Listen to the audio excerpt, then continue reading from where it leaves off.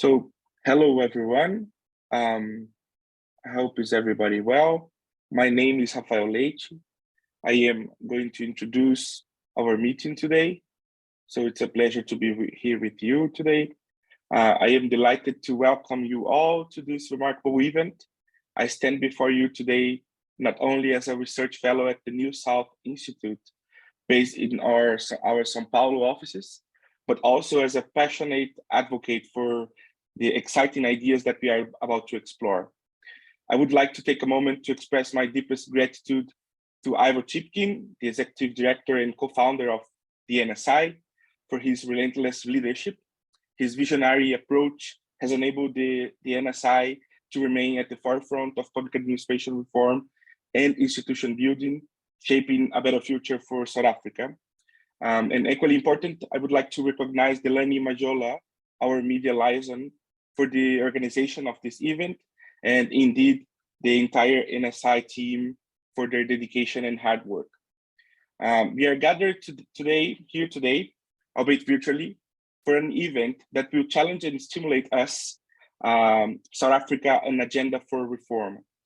This event seeks not only to present the proposals set forth in NSI's recent report, authored by Ivor, but also to inspire civil society organizations to champion this agenda for reform and enhancement of government quality in South Africa.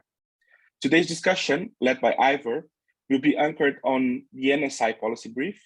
It will delve into key reformative issues, such as the abolition or amendment of Section 3 of the Public Service Act, a clause that currently grants discretionary powers in operational matters and recruitment to the political executive. Further, we shall delve into revisiting the model of reform proposed in the Public Administration Management Bill. It's our firm belief that without the active participation of civil society, no reform will succeed in South Africa. It is our hope that through this event, we can stimulate a collective call to action.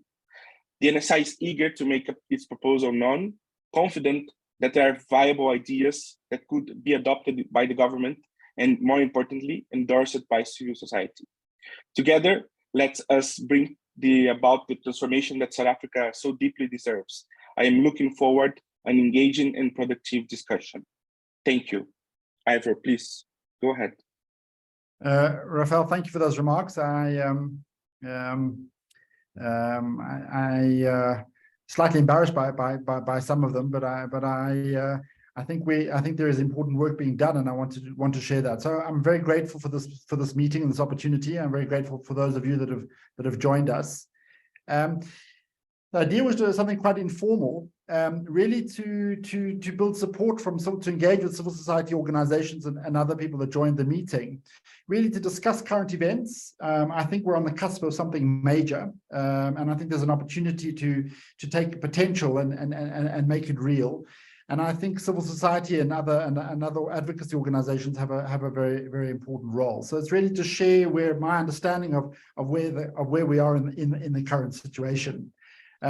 I know that the mood in South Africa is one of tremendous gloom and a sense of ongoing and profound crisis, and I think that's correct in many instances. But we shouldn't allow that general sense of malaise to obscure real opportunities and real concrete and profound developments that are ongoing.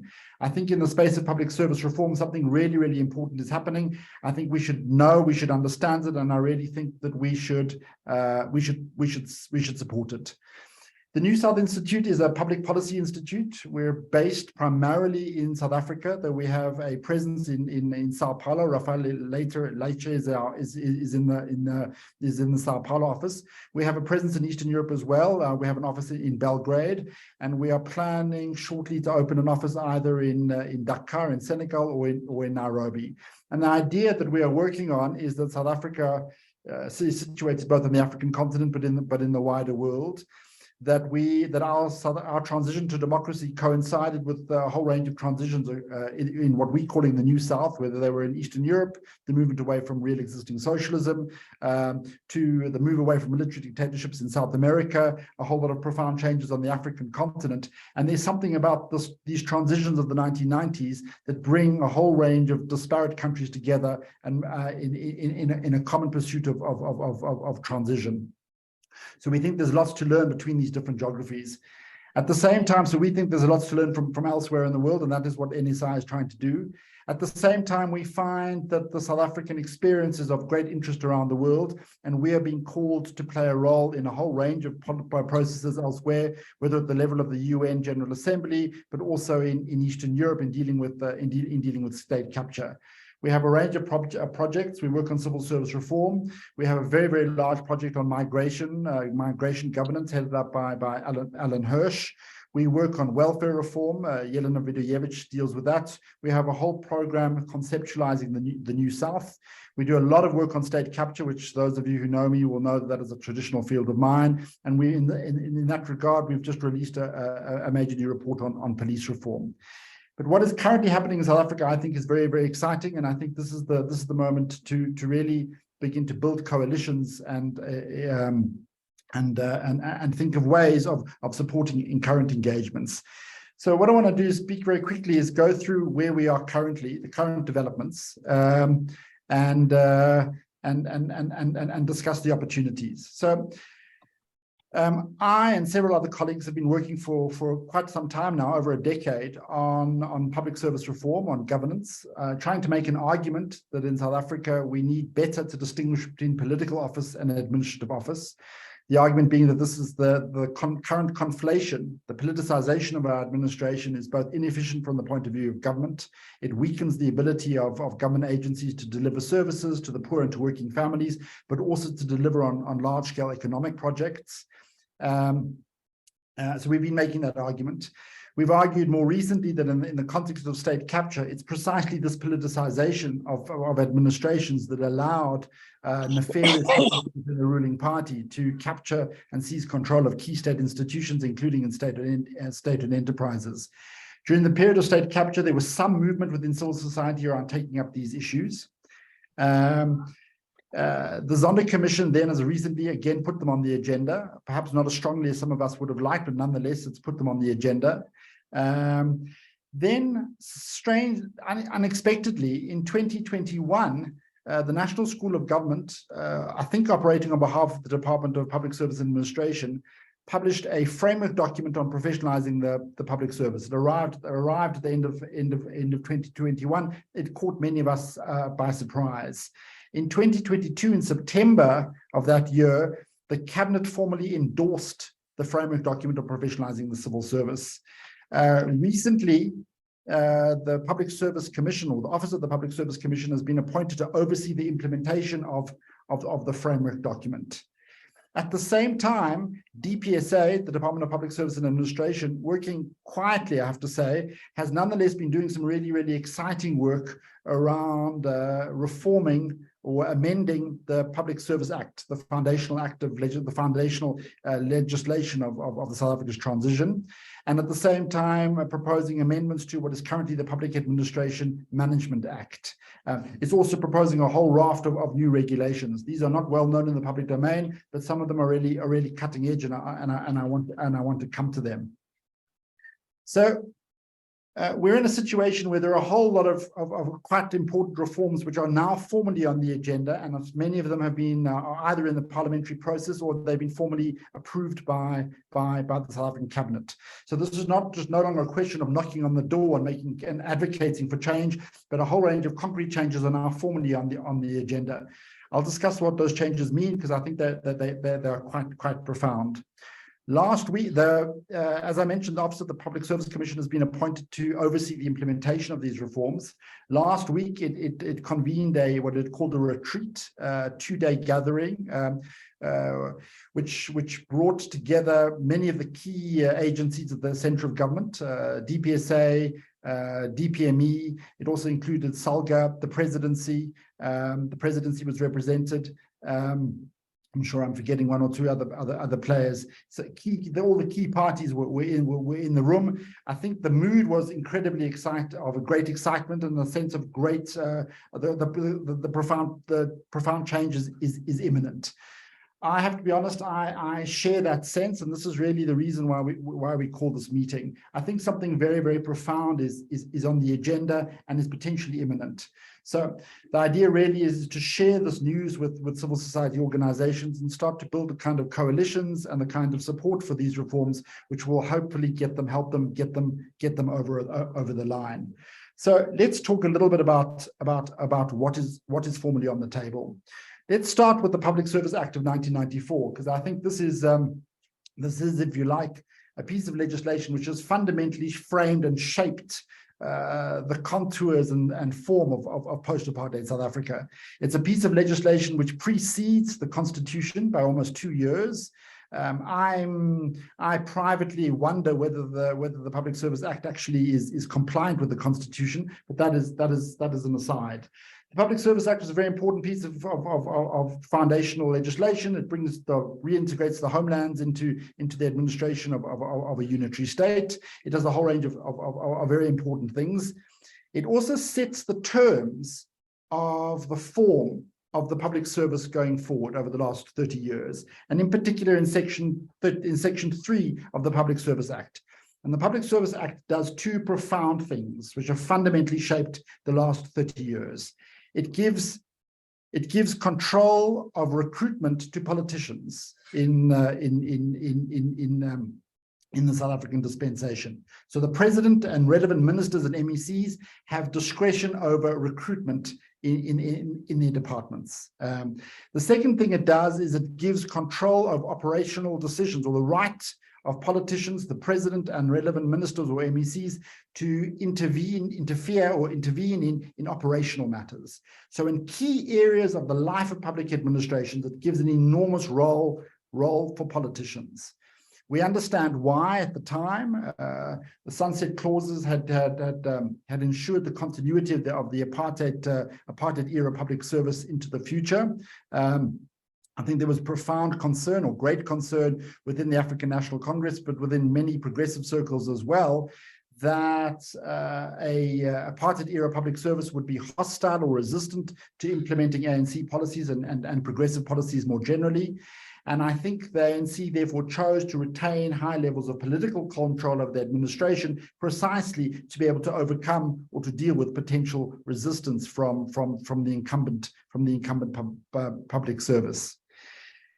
Nonetheless, if those decisions made sense at the time, they've come to bite us in the present. So what we've inherited, what we continue to have in South Africa now, is a highly politicized public service, where politicians get to have undue influence in both the recruitment process and in making operational decisions around the organization of our departments and agencies. It's hampered the role of director generals in exercising their functions, and it's created what the National Development Plan called tensions in the political administrative interface. In other words, essentially DGs can't, or heads of department couldn't do their jobs unless those powers and functions have been delegated to them by the relevant ministers. And in many cases, those ministers or MECs were reluctant to delegate those powers and functions, and as a result, creating hostility and tension between the administrative staff and the political staff. So these sorts of problems are foundational to the public administration. More importantly, as the African National Congress itself has become a site of greater internal contestation, especially from 2009, so the internal politics of the ANC has played itself out in many departments, as various networks and groups within the African National Congress have found the departments a site of further places to pursue their various interests, contributing to tremendous instability and difficulty within those departments. So during the state capture years, what we argued was that politicization was the profound link which allowed the capture of those units. What is now firmly on the agenda is to repeal or to amend Section 3 of the Public Service Act. And this is what is formally on the agenda now in the amendment of the Public Service Act, which is being proposed and is currently in Parliament. The proposal is to amend the Public Service Act to, and we can argue whether it goes far enough, and this is something which this is further work to be done. What it proposes is to amend and to reduce the powers and functions of politicians with regard to administrative roles, especially around recruitment and especially around operations. In some cases, the amendment piece of legislation proposes moving those power and functions away from politicians and locating them in the accounting officer of the relevant departments. I don't know whether that's a great idea, but I do think that the rethinking the role of rebalancing the relationship between administrators and politicians is definitely a very positive move in the right direction. At the same time, so we have that on the agenda. I think it's incredibly, incredibly exciting. I think it's really, really profound. At the same time, we have the framework document on professionalizing the public service. This, and we have an amendment to the Public Administration Management Act as it currently stands, which would see giving greater role to the National School of Government. The professionalizing framework gives a much greater role to the National School of Government in several respects, a couple of really important ones. One is in setting a pre-entry test for public servants. So not anybody can join the public service now, according to the proposals that are on the table. They will have to pass a pre-entry examination administered by the National School of Government. At the same time, the National School of Government sees a process of tightening the requirements for skills and qualifications within departments, especially around senior management appointments and promotion processes. At the same time, there are all sorts of efforts to improve measurements of ethical integrity among public servants. So we have got two movements, if you like. One is around reforming the Public Service Act. The other one is around improving the quality of people that are entering the public service in the first place and rising up within departments. I think these initiatives are profound. I think they're potentially at the heart of fundamentally reconfiguring the character and form of government in South Africa. There's lots of work to do, and I think nonetheless these reforms need to be supported. And I think civil society in this regard has a very important role to play. I'll come to that in a moment. So this is where we are currently. The problem is we've been here before. We were here in 2008 under then Minister Geraldine Fraser-Moleketi, who was then Minister of Public Service and Administration, who put together the Public Administration Management Bill, a proposal. I think it's a fantastic piece of legislation. It was never passed in its original form. It was passed in a truncated form, which weakened its fundamental insights. I think there's a lot to be learned from that legislation, and I think we could strengthen the current movement by returning to the Public Administration Management Bill. And if you look at the proposals of the New South Institute, our agenda for public service reform, we make a lot of the Public Administration Management Bill and its key offerings. At the heart of the Public Administration Management Bill is a return to the Constitution. And it turns out that the Constitution itself is much more interesting than we currently think around public administration. So the Constitution distinguishes between public administration and public service, and it argues that the public service is merely an entity within the public administration. So it is one of the elements of the public administration. There are other forms of public administration. Public administrations refer to the administrations of courts. They refer to the administrations of local governments. They also refer to the administrations of state-owned enterprises. So collectively, the public service, the courts, state-owned enterprises, local governments collectively constitute the South African public administration. Secondly, what the Constitution does is it lays out the grounds for a whole lot of norms and standards by which public administrations across the country need to behave, and it sets them out at a very general level. What the Public Administration Management Bill sought to do was to take those norms and values and legislate them formally across all public administrations in the country, and then establish institutions both to monitor those norms and standards and to enforce them across the country. And it's on that basis that it claimed that it set out the basis for a single public service. I think that distinction between public administration and public service is very, very useful. for dealing with local governments, for example, and integrating local government administrations within a larger national framework, and creating institutions which have legal competence to monitor and oversee both national departments, provincial departments, and local governments. I think it's a very, very exciting and profound piece of legislation. Some of it was implemented. Some of those oversight bodies were established, and they are currently in the Department of Public Service Administration. They were never funded, though, so they're terribly under-resourced, and they don't have any formal authority. They just kind of sit there. So the Public Administration Management Bill was bits of it implemented, large parts of it weren't implemented, but its key and profound insight has never really been taken forward. So again, I think there is a huge opportunity to advance and to deepen the current proposals. So that's where we currently are. And here's my final point, and this is where I think this is a great opportunity. Currently, there's no real political champion for public administration reform. So there are these proposals that are largely led by the administration. They're largely led by really, really talented people in DPSA, in the Public Service Commission, all over government. We really need to move away from this kind of ongoing cliche that all public servants are somehow corrupt or lacking in skills. Our administrations are full of talented people of great integrity. They need to be supported. So it's largely administrations that have been developing these processes, given a little bit of support by the current Ramaphosa's administration. Politically, though, we're in a different space to where we were in 2008. In 2008, politicians from all parties, I should say, were simply not ready to give up those kinds of controls they had within administrations. I think we're in a slightly different situation today. It's unambiguous that the crisis of government has now become an electoral issue. The ANC's weakening electoral performance is undoubtedly related to its poor performance in government.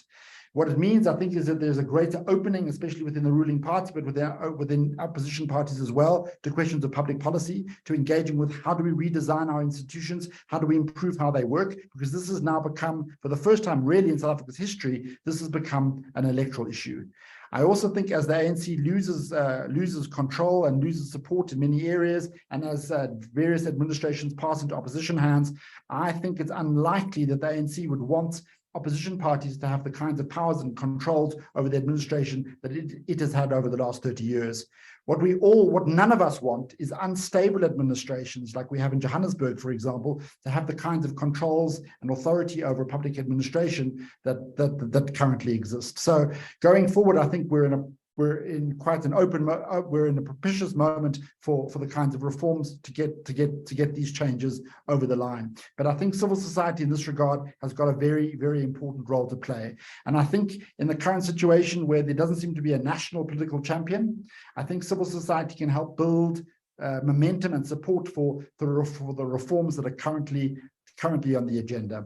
I think if we get these reforms over the line, if we get the public administration management amendment bill passed, if we get the current amendment proposals to the Public Service Act, and we get various regulations passed, I really believe it's a game changer for South Africa. And without sounding absurd, I'll end by saying that in my mind, if we get these reforms over the line, South Africa almost enters a kind of a new republic, a second republic epoch. So let me end on that notice, and let's see how the conversation will go.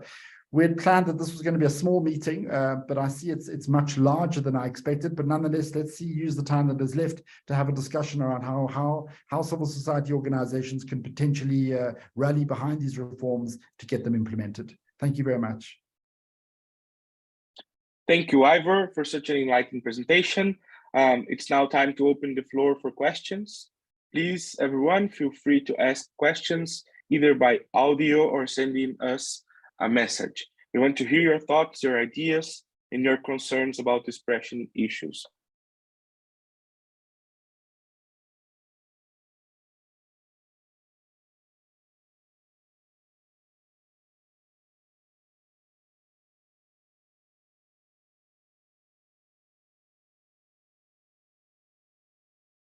I would just ask everyone to, if making questions, open your microphone and your video if possible, and presenting yourself and the institution that you represent before starting to make your comments or questions. Thank you. I see that Janine Rauch has raised her hand.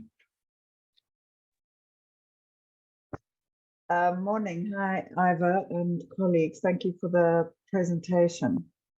It seems to me that one of the foundational pieces of work to be done in civil society and in the media is something like the explanation which you gave of the difference between the public service and the public administration.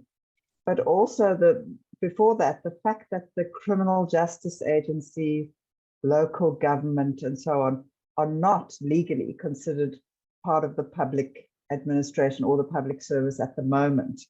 I think that most people in South Africa don't understand that there are different legal regimes for different kind of groups of public servants, and they see all bureaucrats and all public officials as the same. So I think that's an important, starting point, and then that lays the basis for the stuff that you were talking about applying the constitutional principles. Of course, the big piece that's left out in the distinctions that the Constitution makes is the rest of the criminal justice system outside of the courts. The administration of the courts is a particular quite a small service. But things like the police, the prosecution service, the correctional services staff are all left out of those categories which you listed.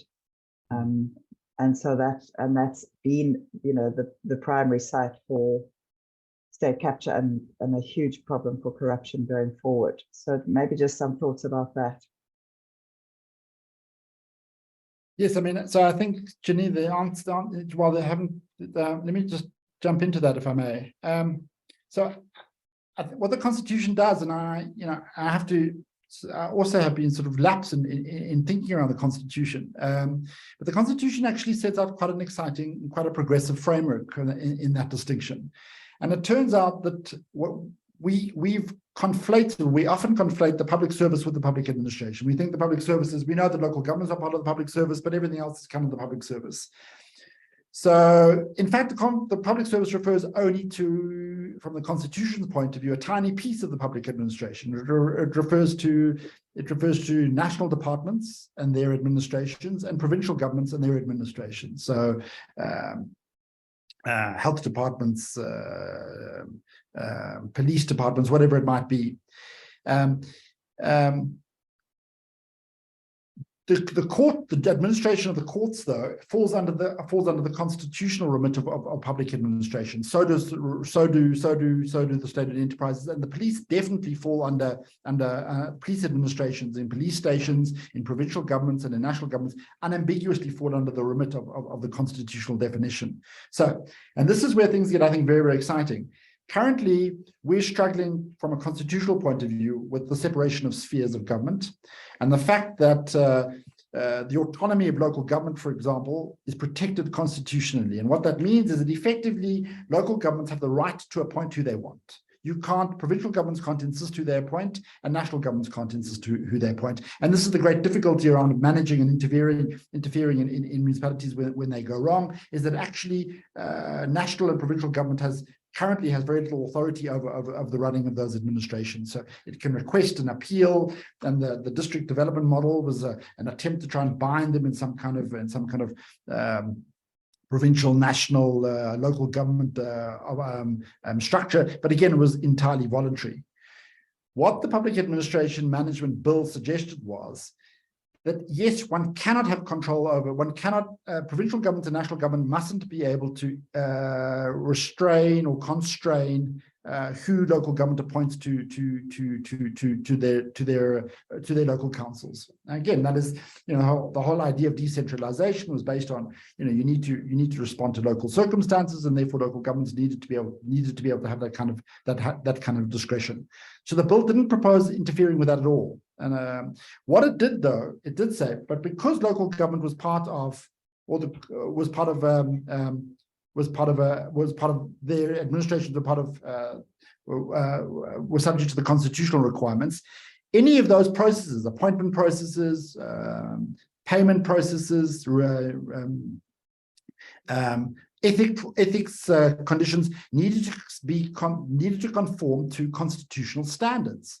And what it said was establish a national body to monitor to see whether local governments or any other department was complying in their administrations with those standards, and establish a further set of institutions to be able to enforce those standards. So that, I think, is an important opportunity. And with regard to police and the criminal justice system, the same would apply. There would be no right to interfere in the autonomy of those administrations to operate on their own. Especially, you don't want the executive interfering with the courts. But you do want to make sure that the courts are not are complying with the constitutional norms and standards. And that was what the proposal from the Public Administration Management Bill was. But I completely agree. I think a lot of work needs to be done just explaining the landscape, which can seem and sometimes be very, very complicated. And it's precisely that complexity that often results in quite simplistic analysis and apparent solutions. So I'm increasingly troubled by this idea, which I think is quite prevalent in the media and in civil society, that our major problem is corruption, that what we're dealing with is tens of thousands of corrupt officials, and that essentially what we need is to rout them out or have the police on their backs. I think that's the wrong analysis. I think that's much more related to some of our profound crises of government are related to the structure of government itself. Well, as we collate your questions and as we're waiting for more questions, I would like to take this opportunity to invite you all to visit our website at nsi.org.za, and also for everyone to sign up for our newsletter. It's the best way to stay informed about our research. And thank you everyone for being here. We are open for more questions and comments from the audience. I think if there aren't any further questions, just some announcements. So we have some major new papers which are about to come out. We've just released this policy brief on an agenda for public service reform, which I encourage everyone to have a look at. It's on our website. It may have already been circulated. Raphael Leiter will soon publish a major new paper on human resource management and opportunities of change in that field. So on the public service space, there's a whole lot of new stuff coming out. I've got a new piece on improving evidence-based decision-making within government, a project which I'm involved in with the Bristol University. And there's also some exciting work coming out of the UN General Assembly, which we're involved in. I see that. Please, Tamsin Metterkamp. Please go ahead. Hi. Yes. Hi, Tamsin Metterkamp. I'm with Daily Maverick. I just wanted to ask, given this call to action for civil society organizations around this issue, what form do you envision this action taking? How do you see civil society organizations taking this on? Yeah, so that is really the question for this meeting. I mean, I think it's a great question. I don't have an answer to that, and I was hoping that this would partly be some of the discussion. How do we take up these issues? I think this is a starting point. I mean, there are a whole lot of streams of work. So we think that there are four main areas which need to be addressed. One is the question of politicization, and I think there's some movement in that regard. I think the work needs to be done on the sort of managerialism. Raphael's new position paper on this is a starting point. The question of outsourcing and procurement. I know that some work is already happening in that field. There is Gio Quino from the University of Stellenbosch is leading an important intervention in that space. There's currently a bill in formation. I think it's so that's important. So there are a couple of potential streams of work, but really this is really a call to civil society again to start thinking around these questions. And I think the follow-up will be, I think, to put together a whole lot of sort of physical face-to-face meetings around how one can interface with the current interventions. So again, I think at this stage, I think it's to bring attention to the legislative process. to ask questions about how far it is in the legislative process. So where is it in Parliament? To contribute to parliamentary processes, to constantly be attending to how far it is in the legislative process, to looking for opposition or resistance within the legislative process, to anticipating them and to dealing with them. We want this legislation improved, and we want it through as quickly as we can. I think there's a chance to get it through by the end of the year. On the reform process as well, there's a piece of legislation that needs to be passed, but they're all the mechanics of the unfolding, which I think we need to get involved in. We are currently, as the NSI, putting together what we're calling an implementation laboratory, bringing some of the sort of leading public service reform people around the world, but also in South Africa. So hopefully there was we want to be able to bring in civil society organizations into that space. As well. So, but I would really love and welcome sort of thoughts around how civil society what we can do to support civil society organizations getting involved in this area.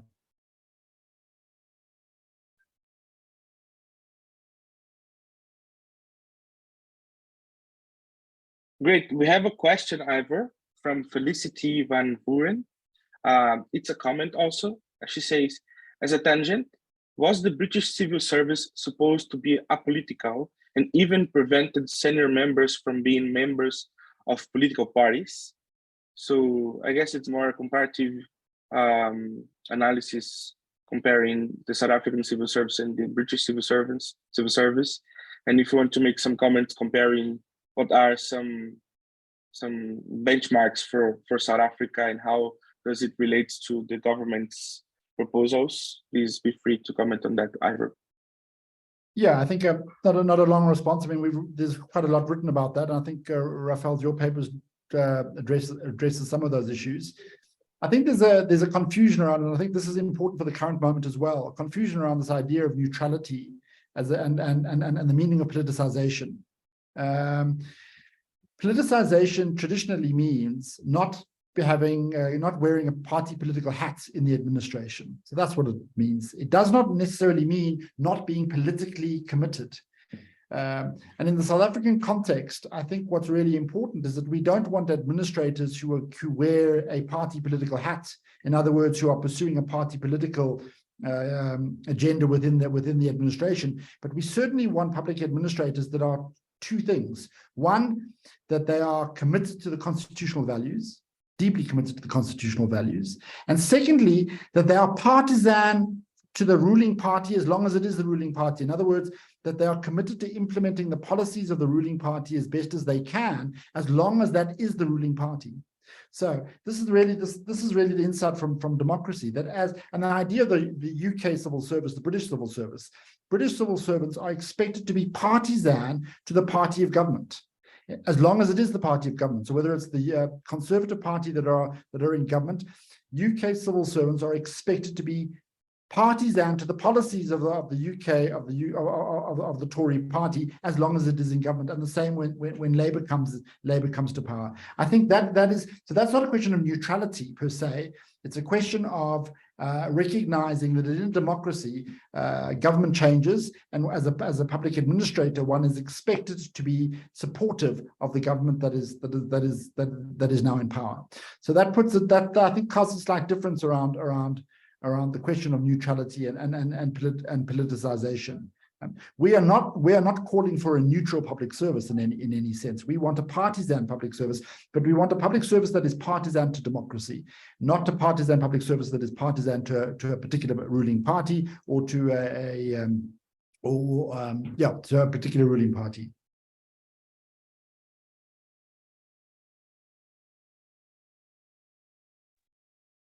We have a hand here from Chris Fisher.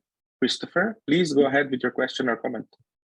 Hi, I'm sorry if I missed this early on in the discussion, but when we looked at some of government's policy documents, like the National Development Plan and the framework of professionalization, the Public Service Commission is often held out as having an important role in appointments, but that doesn't seem to make its way into some of the legislative reforms. And I just wondered why you think that is.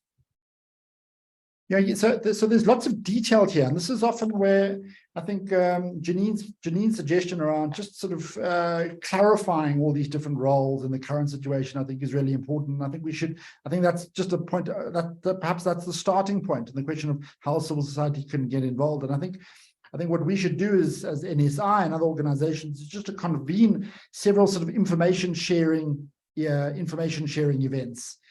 So the Public Service Commission is an institution of the British Commonwealth. Most Commonwealth governments have a Public Service Commission.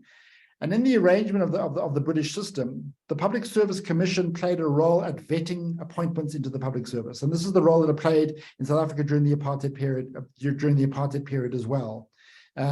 It played a substantial role in receiving nominations for appointment into public services and ostensibly vetting them. We know from the work of Deborah Prosel, though, that it exercised that role largely in the breach, that the apartheid public service had a back door, and that was the National Party through the Broederbond. So constitutionally, it played that role. In fact, its role was subverted by politicization. But officially, the Public Service Commission was responsible for overseeing appointments in the public service.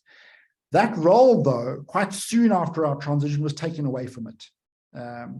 Many of the functions of the traditional Public Service Commission in South Africa were taken away from it. Many of those functions were abolished altogether. Some of them were relocated in the Department of Public Service and Administration, DPSA. So in its current form, the Public Service Commission has a constitutional function, but largely it's been left to operate as a grievance and grievance portal to investigate grievances by public servants against senior staff. It's lost all those functions of overseeing appointments, and in fact, and this is what's absolutely key, no department in state has that function anymore. So this is why in the current situation there's a real kind of free-for-all. Departments at national, provincial, and especially local government can appoint really anybody they want. There are no real criteria. Politicians have huge discretion to bring in their allies into administrations, and there are no real binding structures or processes that can mediate in that process. So that's one of the key flaws in the current system, and the current proposals are suggesting to undo that or to undo that problem. I don't know if that's answered your question. Yeah, thank you.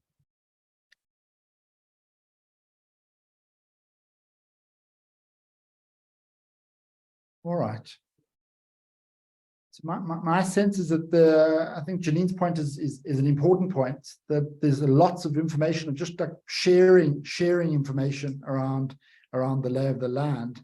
I mean, what I was really taken by was at the Public Service Commission's retreat last week, many people who really should be in the know were not even aware of the work that the DPSA is doing in amending the Public Service Act. So I do think there's a real sort of shortage and an absence of information around current events. And I think our starting point perhaps is a kind of information sharing within civil society. Mr. Abdul Swali, the floor is yours. Please go ahead.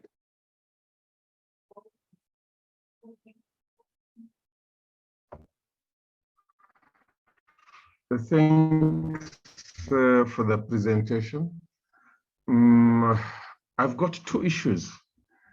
Firstly, is the capacity in the public service. What I have come to appreciate is that deployment may follow procedures, but if the person deployed does not necessarily have competencies to operate at a certain level, whatever is being proposed will fail. And from my perspective, it's a function of the educational system. If we think about changing the system, but without changing the academic system, we are bound to fail. Let me just give you a classic example. I've come to appreciate that the system, it's not a South African perspective only. The academic system, they are basically about producing managers and administrators, but not leaders.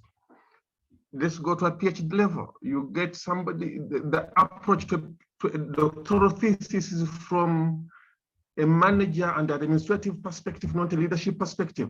So how are you going to ensure, given that the crop of people we have in the system, they're trained from that perspective, that we are going to effectively achieve what we want?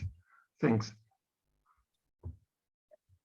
So I also don't. So I mean, other people also may have views, and please, we're welcome to respond to each other in this regard. So, Mr.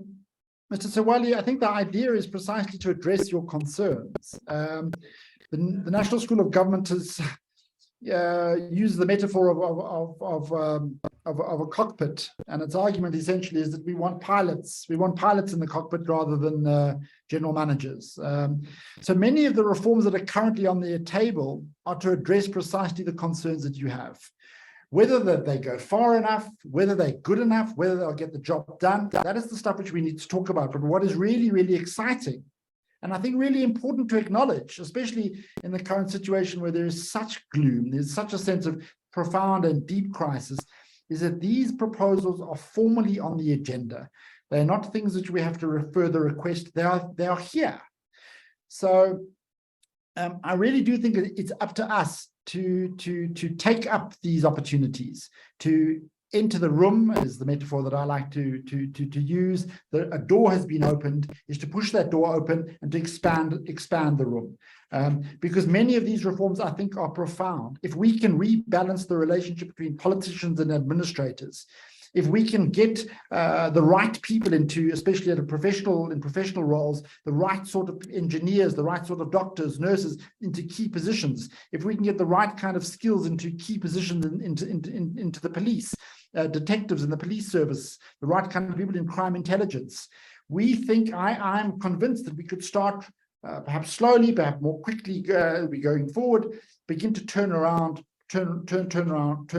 things. I'm also quite convinced that some of these things we can address quite quickly. I do anticipate that there's going to be political resistance. I think there are many politicians, especially regional politicians, that are not going to be comfortable with losing the kind of control and access to the administration which they currently have.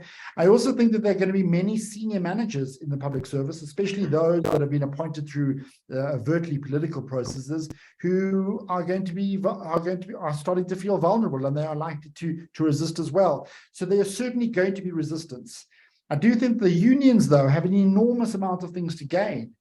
These endless pejorative characterizations of public servants as inept and corrupt, and as a result, the focus is to deny them wages and to reduce the wages of the public service. I think those proposals are absolutely misguided. This idea that we must impose further austerity on the public service is something which I really think we need to rethink.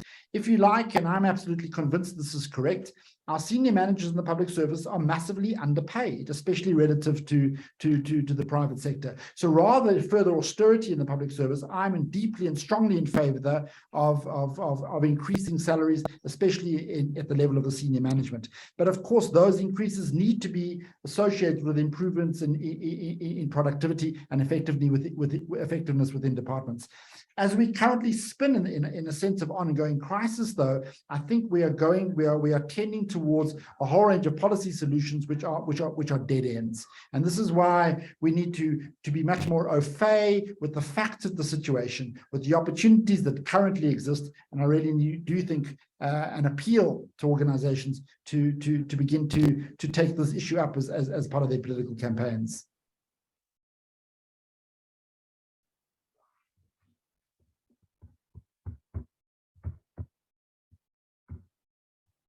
Now,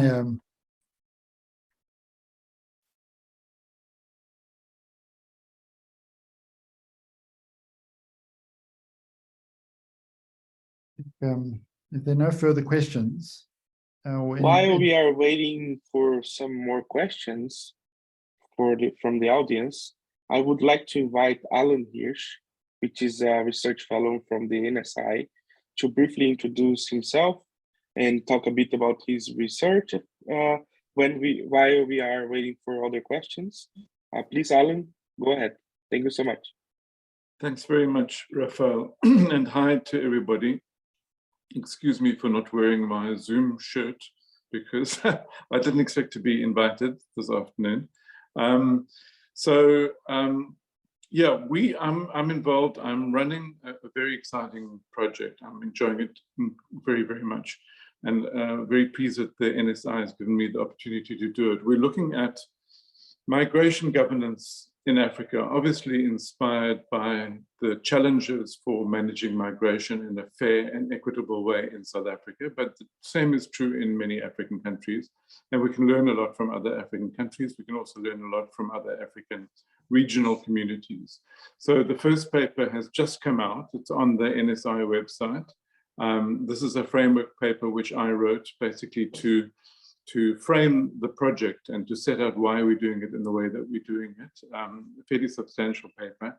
And that'll be followed by 8 case studies, 4 country case studies, South Africa, Mozambique, Kenya, and Nigeria, and 4 regional studies, the AU, SADC, ECOWAS, and the EAC. And they'll be coming out over the next year and a half or so.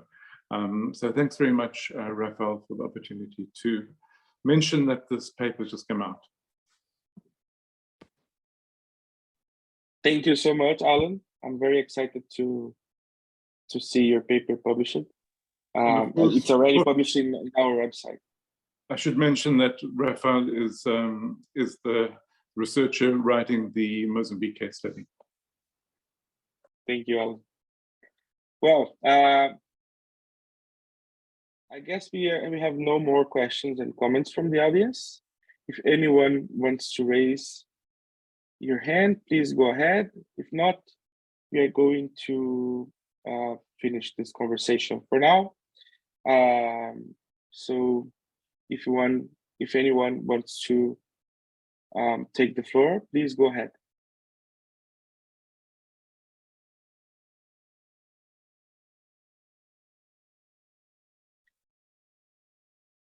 So as we don't have any comments, I want to thank you for those insightful questions and robust discussion. I believe that they have further enriched our understanding of the issues at hand and the path that lies before us. I want to express our sincere gratitude for your participation in this event. The work we do at the NSI is not done in isolation. It's the result of a dynamic dialogue with the civil society, policymakers, and of course, your esteemed audience. We want to say thank you for everyone. We want to publish the main highlights of this conversation in this website as soon as possible and organize other discussions like this one in the future. So if anyone has a question or comment before we go, you can go, please send your comments, your feedbacks, and of course your ideas for future events to discuss this topic and other topics as well. Ivor, if you want to say something, please go ahead. Thank you so much for your presentation, and thank you, everyone. No, I'm great. Thank you very much. I think we're going to take up the Janine Rach's proposal that going forward, I think the way forward in this is just a whole range of information sharing sessions, just setting out the legislative environment, the current political environment, what's currently going on, the complexities, the difficulties, the challenges. I think there's lots of just basic information to share and to learn, actually. So thank you very much for this opportunity. I think it's a beginning of a series of events, I hope. Thank you.